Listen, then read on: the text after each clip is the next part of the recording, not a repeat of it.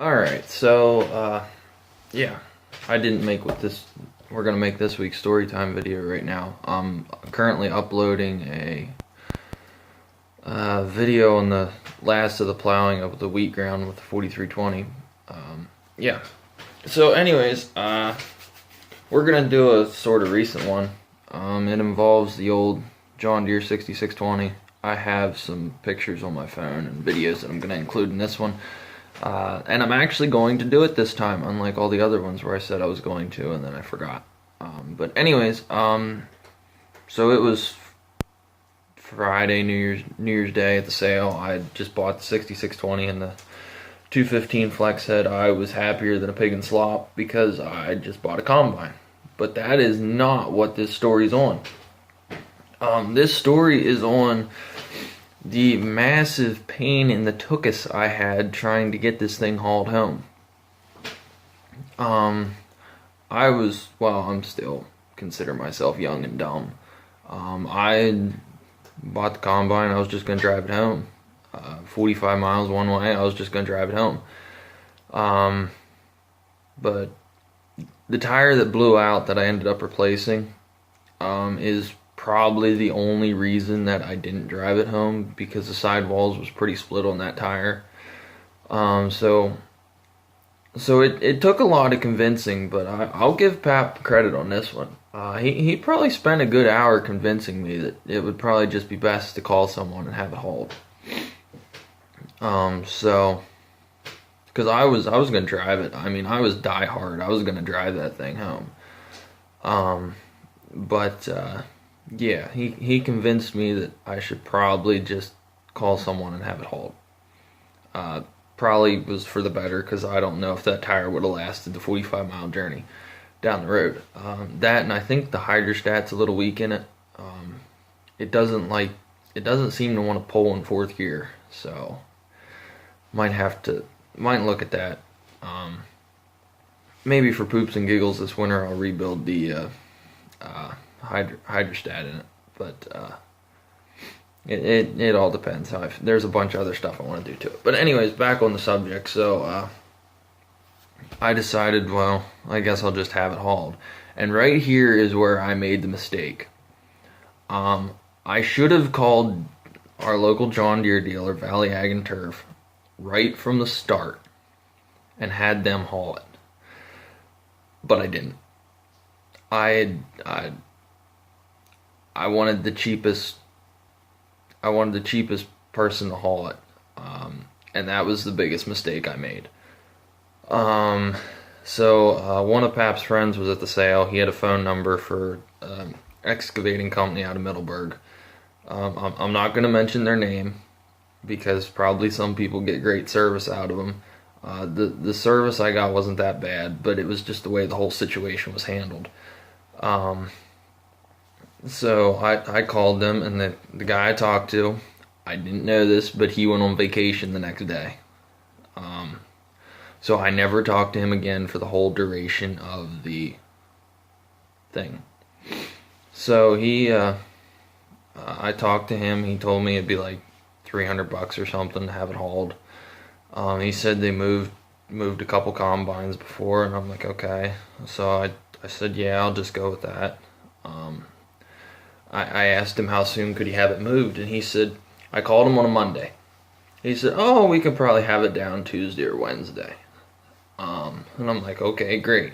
Because I had the whole week off. It was my last week of Christmas vacation for school. So the combine needed to come home that week. That way I could be there. Because I wanted to be there when they loaded it, and I wanted to be there when they unloaded it. Well, and I had the key for it.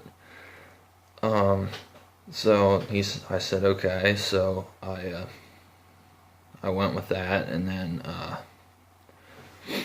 so then it went on. Tuesday came. I told them to give me an hour's notice before they're gonna pick it up. Tuesday came, nothing. Not a phone call, nothing. I let it go. I figured, well, he said Tuesday or Wednesday. Wednesday came, nothing. It was 2 o'clock in the afternoon, and I called him. I said, are you planning on moving my combine today? And they're like, no, we just started filling out the paperwork for the permit. And I'm like, okay. And then I said, do you need the serial number for the permit? Because I kind of know a little bit about everything, and the only reason I know this, that they needed the serial number for the permit, is whenever I was up at Zeisloft looking at a combine, he explained the whole permit process to me. I don't remember if I asked for it, but he explained it to me, and I figured it was good information, so I'll remember it. But the outfit that I had haul mine, they're like, oh no, we don't need the serial number for it. And I'm like, okay. So I said, when do you plan on moving it? Oh, probably tomorrow. I'm like, okay. So it went on. Anyways, I called him at like 2. So then on about 5:30 Wednesday evening, they call me, needing the serial number of the combine for the permit and all the dimensions of the combine. I gave them the dimensions once. I figured they were going to find out the hard way on the serial number. So they do all this, and then Thursday, so I give them the serial number, and Thursday rolls around, and I get another phone call. I figured, yes, finally, they're moving my combine, this whole process can be over with. Thursday they call me telling me the permit was rejected by the state because the combine was too high. I said, okay. So at this point I was beyond furious because I could have had. They told me I'd have my combine 2 days before on a Tuesday, and it's now Thursday, and they screwed up the permit. So I said, well, why was the permit rejected? And they're like, because it's too high. We need a high pole escort to move it. I looked at him. I said, aren't you planning on deflating the tires or taking the tires off of the machine or doing something? They're like, oh, I didn't think about that.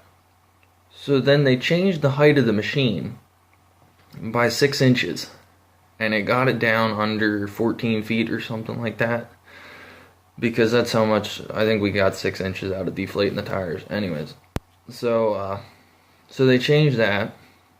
They resubmit the permit, and Friday at like 11, I finally get a phone call from the truck driver saying, I'm going to be there in an hour to pick up your combine. And I'm like, finally my combine is going to come home. So I had, my truck was all loaded. I had a bunch of diesel fuel on it because I didn't know how much diesel fuel was in the machine. So I went up there, met the truck driver, got the combine started and all this stuff, and I said to him, oh, have you moved combine before? He's like, no, this is my first one. And I just stood there. I said, well, have you moved oversized loads before? Oh yeah, I moved a couple log skidders. And I'm like, alright. So they told me they moved combines all the time. It was this truck driver's first time. Whatever, not that big of a deal. At this point, my combine was getting loaded and coming down the road and coming home.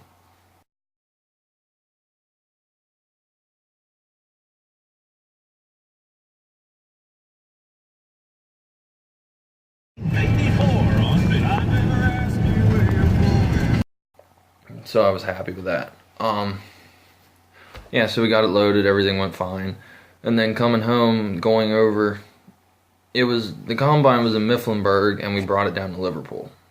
If any of you are from up in this area of central PA, like the Perry, Juniata, Snyder County area, and are watching this, and are familiar with 104, that's the road we brought it down.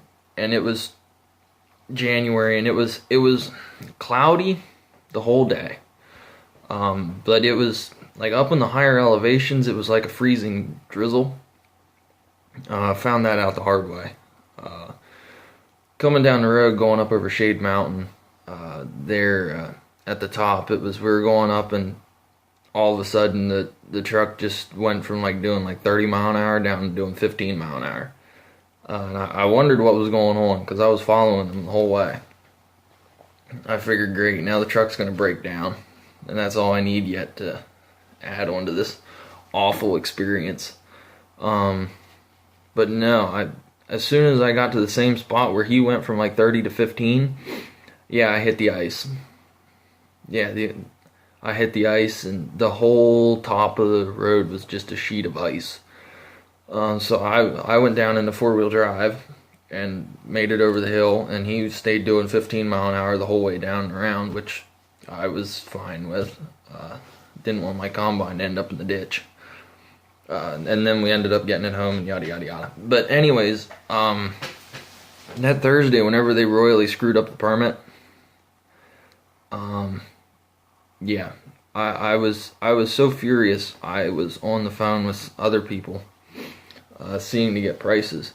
And here is where I screwed up, from the very beginning. That Thursday, I called Valley Ag and Turf to see what a price would be on having it hauled, because I wanted it hauled Friday. It was going to come down the road Friday on a tractor trailer, or it was going to come down the road Saturday, with me driving it. So it was coming home. So I was on the phone with Valley Ag and Turf, and I talked to the guy, real nice guy. I don't remember his name. I think I have his name and number in my tablet somewhere.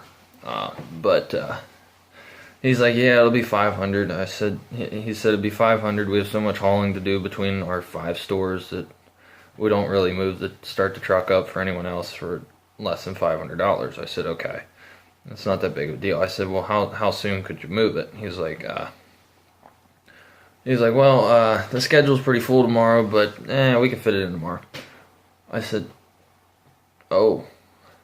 And then he's like, well, did you consider driving it? I said, yeah, I considered driving it, but I think a tire is going to blow out on the way down the road. And he said, oh, yeah, that's probably not a good thing to drive it. And I talked on the phone with him for probably 5-10 minutes, whatever. But, yeah. So that's where I should have made that.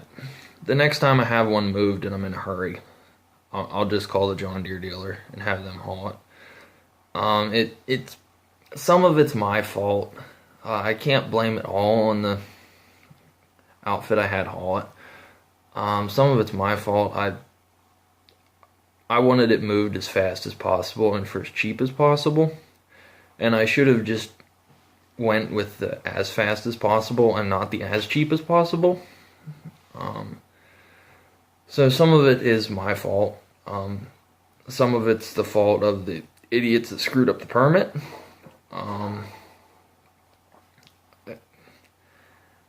I don't know what they were thinking. I told them, I don't know what the cat's doing. I told them a couple times that we could deflate the tires and take them off to get height, if it had to get under a certain height. I don't think it registered. Yeah.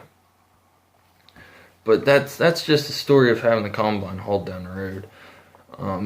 Yeah, the truck driver was a real nice guy. Everyone I dealt with outside of their office was real nice. The people in the office were idiots.